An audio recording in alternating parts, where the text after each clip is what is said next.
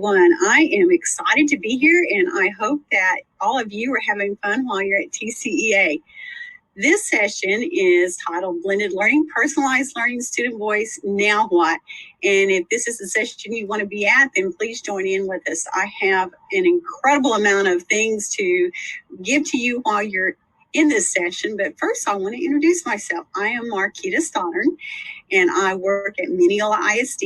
I am an instructional technology specialist. I also am the district admin for our Canvas, as well as the district admin for our website. And I hope that today I'll be able to help you do a little bit better as you migrate through this new challenge that we have with doing digital online learning. Anyway, let's get on with this session. You have access to this particular PowerPoint at bit.ly/1by-TCEA. You can see it down at the bottom left-hand corner right here. And that particular link will require you to make a copy so that you have a copy of this for yourself. And as we go through it, there'll be some links that go into outside areas that are not in this particular PowerPoint presentation, because I wanted to separate things out to make it a little bit easier for you. Okay, let me get started. Oh, and let me say one more thing too. We want you to have an account that is outside the school district, because sometimes some of these things don't work if you're using your district account.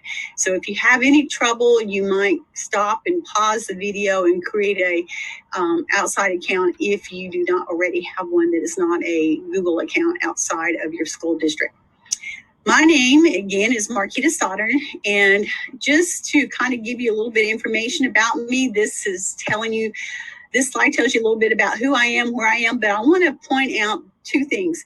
My email is stoddard@gmail.com, and I do not mind any time that you have a need or a question that you contact me, especially if it is something to do with the material that we cover today.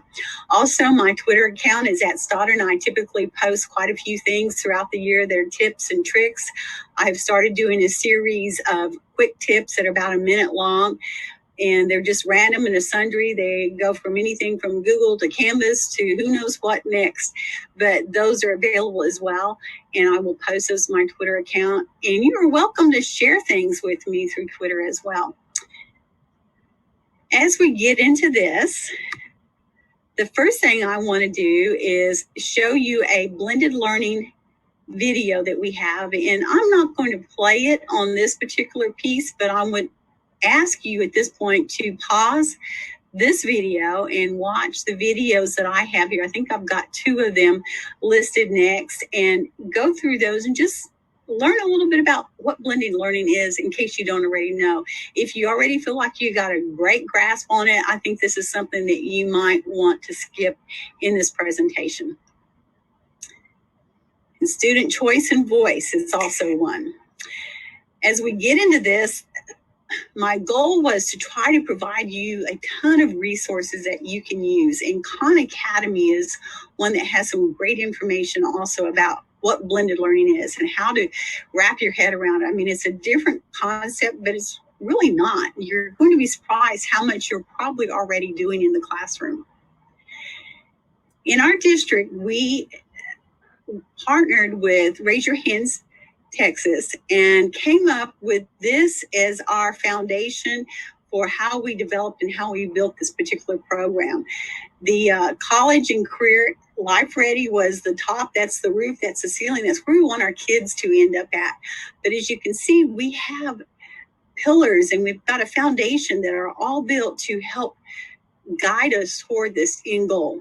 And the most important piece that we are beginning to understand that we need to do is to provide a student agency, give it to the students so that they have ownership in it. And we're finding that for the most part, these kids are more interested in learning. They also are more interested in maintaining those good grades and maintaining that ability to work hard on doing a job that's well done. I've also got some tips and tricks and information here on this site. I'm not going to go into those because you can read just like I can, but I wanted to stop a minute and talk about what are you already doing in your classroom. And so some of you have groups that you have group learning of some kind going on. That's a portion of it. Some of you are using your computers in the classroom, or your Chromebooks, or your iPads, whatever you have, that the students can develop projects and do things beyond just doing online worksheets or pushing buttons, as I like to say with our teachers. We want them to move forward now. We want them to develop fully, and we also want to give them a voice in how they develop and what they do. And so that can look like a whole bunch of different things. It could be that you've got a special project that you're doing with the kids, and some of the kids might be off over here creating a video to be part of their project. Other kids might be creating a website for their project, and the list just goes on. So I'm going to show you a bunch of ideas that we've captured and put together, as well as some tools that you might be able to use for some of those end projects. I've also got some pictures that I just thought I'd throw in here for you to see and to talk to you about how we are doing it here at Mineola. In our class, we have got a lot of teachers that have brought in couches for the students to sit in so that they can do group work together in a different environment. So they might have a couch in here. They might have students in lounge chairs in another part of the room. They might have them at a desk or groups of desk tables in other parts of the rooms. And again, this is an elementary environment. I don't have our middle school, but it's real similar to this. During a lot of the time that we have the small group type of activities going on, or the individualized learning activities, we have our teacher doing small groups with those kids that might need extra help, or she may just want to focus on small groups that day to teach them concepts and help them understand what they need to know and where they're going. And so she'll sit down and she'll work with them individually. And again, that could be your low learners, or it could even be your high learners, giving them special instruction and pushing them forward to do a better job. We have, like I said, kids on the floor, but if you look in the very back, you will see in the back these bins that we've got. So let me explain to you one of the things that we did in our district with those bins is we set them up so that they are coded by TEKs, and we are starring the TEKs that the kids complete in a year. And so we'll see also in a few minutes some posters that have all the students' names on it. They have stars, they have the TEK number that they have completed. And we think that that is super beneficial for our kids. So the kids will get an activity. They will go find the TEK that they're supposed to be working on, and they will do the activity. No, we don't do everything at one time and just let it be random harem scarum. We have certain areas and topics that we do cover in a week, but we have multiple ways that we present it. So the kids, even in the classroom, when they're using manipulatives, they will have a couple of options on what manipulatives they'll do to learn about specific things that they're trying to learn about, or to show that they know, show their knowledge. These are some of the charts that we have. And again, you can see the stars, you can see the names of the students, you can see, the information that the kids are having to keep track of and post. And they are doing this themselves. They're responsible for knowing exactly where they're at. Here are some more pictures of bins in one of the other classrooms. This is a choice board, and choice boards are a big component of blended learning, student choice and voice, but also several of you are already using those in your classes where you've got different levels of students. So you might have an orange group, a red group, a green group, a blue group that you are trying to give certain activities. How do you do this digitally? One of the ways that you can do it online with Google Classroom, even with Canvas or whatever you're using, is to develop some type of choice board. And inside this, you have different activities, or you may just have it divided into groups. This particular one is one that Stacy Bell does, and I love it. It's especially for teachers, and so you may actually find something you want to learn in it when you go through it. But it's a typical tic-tac-toe choice board. Often the middle scenario is the one that is a must-do activity. Not in all cases, but in a lot of the cases it is. This is one divided into color groups. And so we see each of the color groups. I've got a template posted here, or a link to a template that was used to make this one.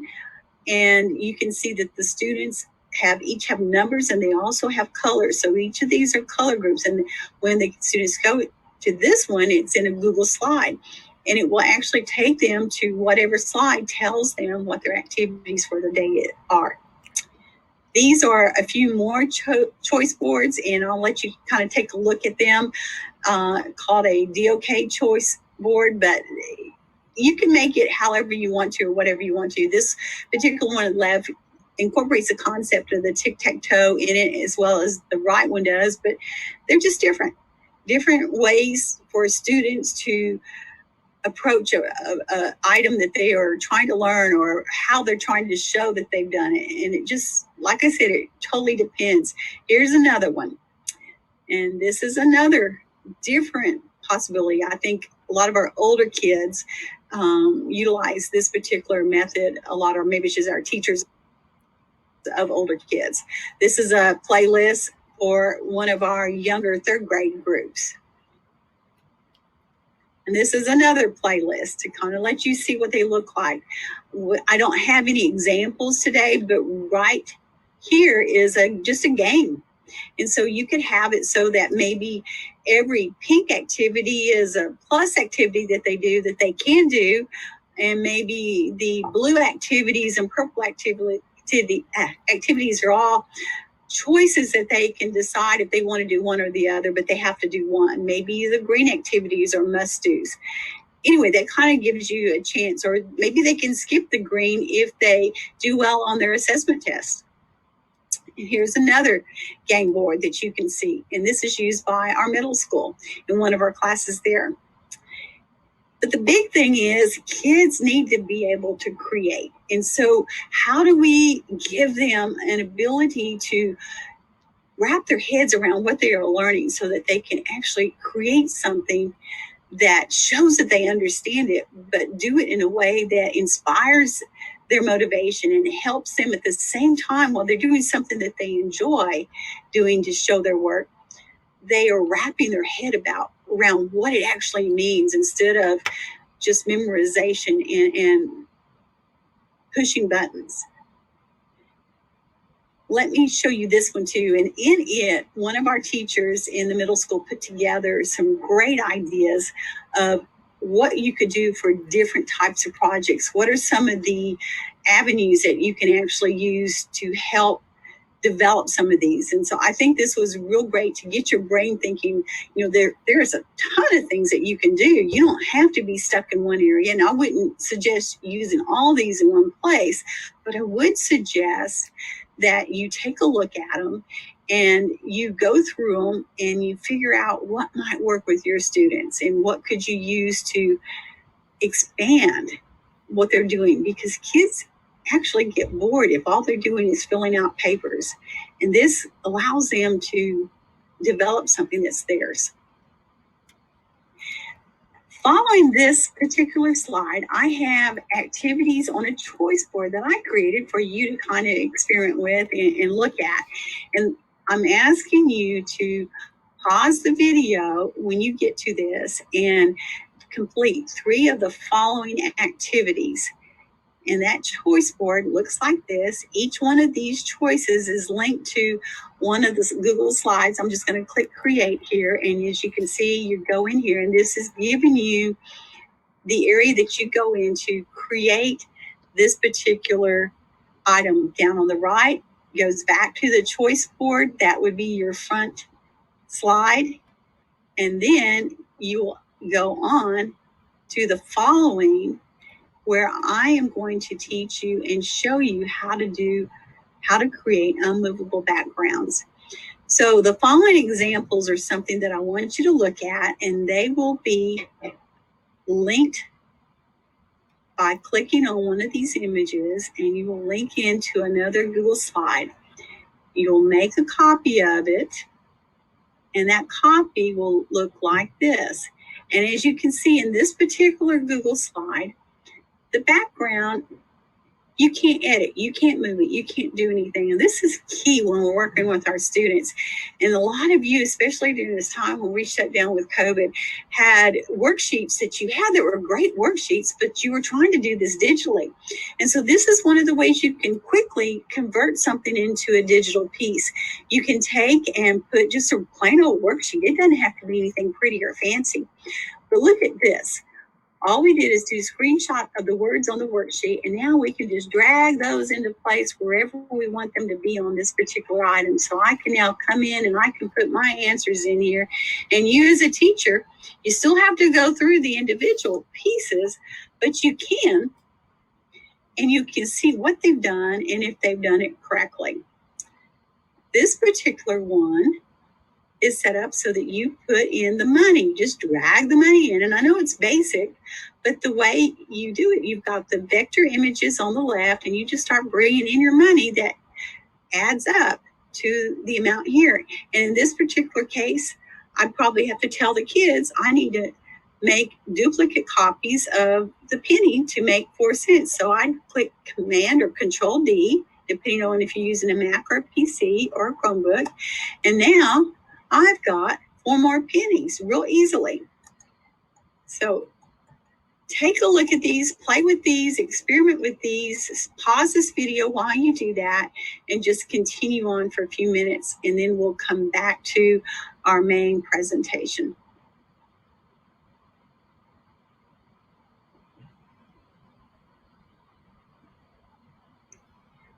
Now that you've had a chance to play with these, we're going to create one. And what I want you to do is to find a worksheet or something that you can use to make a quick and simple project with.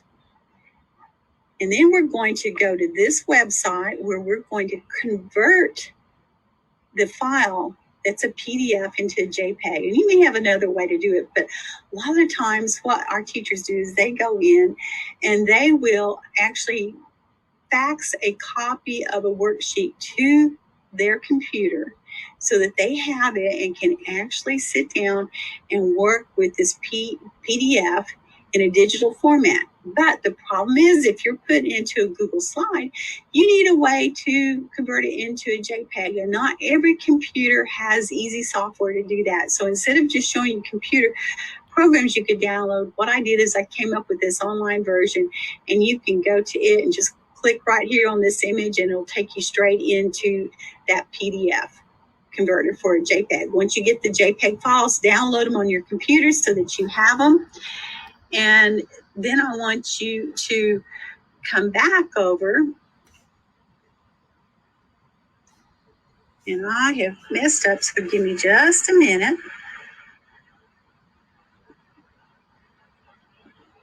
We're going to come back over now, and I'm going to show you how to take that background. I'm going to show you now how to take that background and completely convert a Google slide into a worksheet. Very simple, very easy to do, so that your students can then take and do that. So let's go create a Google slide. I've already got one created here. If you need to pause this while you do that, that's fine. Go ahead and do that.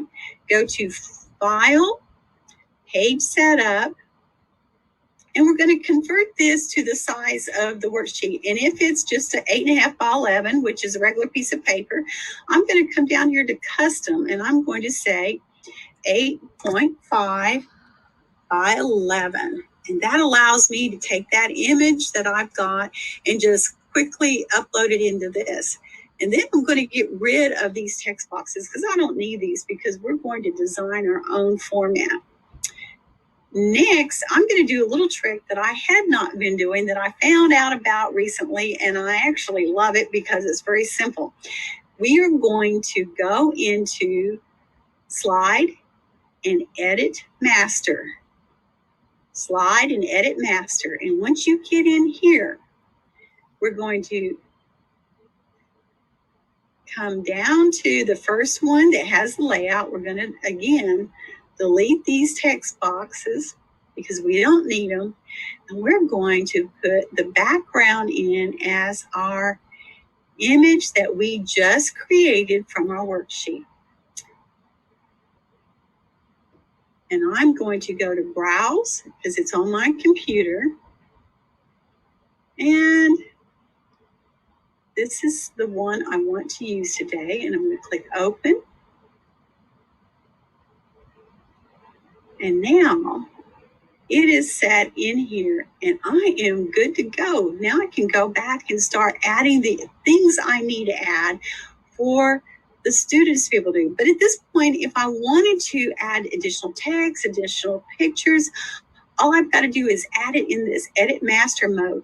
And once we go back now to the main part of Google Slides, it's ready to go. But guess what? It's just like a stationary item and the kids aren't going to be able to move anything I put on here. Even if I've got layers of text in here and pictures and all kinds of stuff, they're not going to move a thing. What I add from this point in this section will be something the students will see and will be able to edit. So in this particular one, we would want them to be able to add some text in it. So I'm going to come in here and I will create my text boxes. And so here's a text box. But one of the things I might want to do is make it a specific size or a specific font. And so in this case, I might change it to Bubblegum Sam's just because that's kind of fun. So that when the kids come in here, when they start typing, that's the font it'll be and that's the size it'll be. But one other thing that you may want to do, which I think is pretty important in this section, is this magnifying glass. Click on it, make it 100% so that you can see what you're working on a little bit better. Now that I've got one text box created, all I've got to do is select Command D or Control D, and I create a duplicate copy of that one, and I can come right down here with it and put it into this placeholder. Now, as you can see, I've got tons of text boxes, and I'm not going to make you watch me create all of them, but I am going to show you that all I have to do is do Command D, Command D, Command D, Command D. Then I come up here and I drag them into place. Just start dragging them into place until I get them all in there, and then I'll do Command D some more. And here's another one, and I think that's probably all that I had. Yeah, that's it. So now, when you drag across the screen, you can see that I've got text boxes that are in here. One of the things I did not tell you, which I love to share with people, is if you want to add images to this that have transparent backgrounds. They're called vector files or files with transparent backgrounds. And you can actually search for those real easily by clicking insert image, and you can search from the web, or you can use this little explore button down at the bottom. And so let's say I wanted to add a football to this particular piece, but I want it to be a vector file. And so I'm going to type the word vector in after it, and that's important. Not everything is a vector file with a transparent background, but you will get a whole lot more by doing it this way. When I work with kids, I even teach kids to do it this way. So let's select this one, and now I'm going to select insert. And as you can see, there it is, but I can also resize it so it works perfectly with what I'm working on. And by clicking the corner, holding my shift key down and dragging it, it keeps all the proportions the same so that it doesn't lose any of its really neat, unique shape. A lot of times when our kids will do it, they get all out of proportion and it makes kind of a mess when they're trying to get it all back into shape. Okay, now that you've seen that, we've done this particular piece of it. We're going to go back over to the presentation slides, and I'm going to ask you to tell me what you did today. So you can pause it at this point again, or pause this video. Right here where it says click here, you're going to go to the presentation that I have over here, and it will open up. And this is one, everybody that looks at this will get to participate in. I will ask you to put your name in the front page or the front slide, and then when you find your slide, link it to that slide number.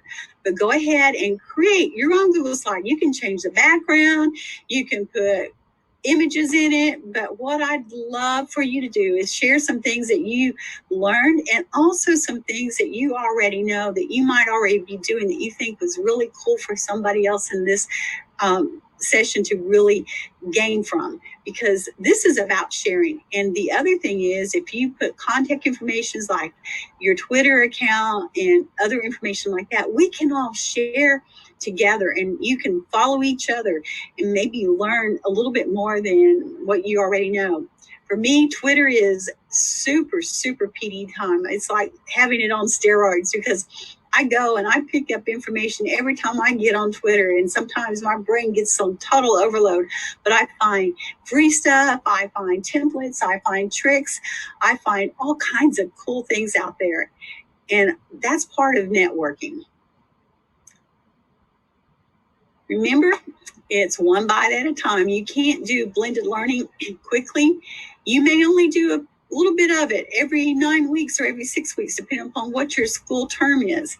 And nobody says it has to be perfect, especially the first time. Just start somewhere and just start experimenting and start trying. And as you get into it, you'll say, well, that didn't work. So we failed. But guess what we did? We learned in the process. Just like we tell our kids, it's okay to fail because you learn.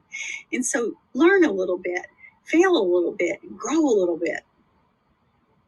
This particular slide has some great Bitmoji resources, and as we have seen, a lot of the teachers are getting really excited about creating their own Bitmoji classroom.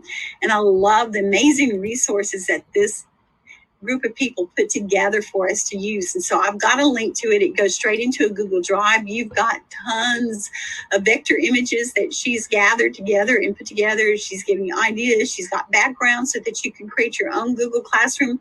But the key thing is these can be embedded into Canvas. They can be linked to Google Classroom, and you can actually have everything linked that's on that slide that will go to another resource. So if you've got a ton of resources you want the kids to have available that are easy to access, this is a good way to do it.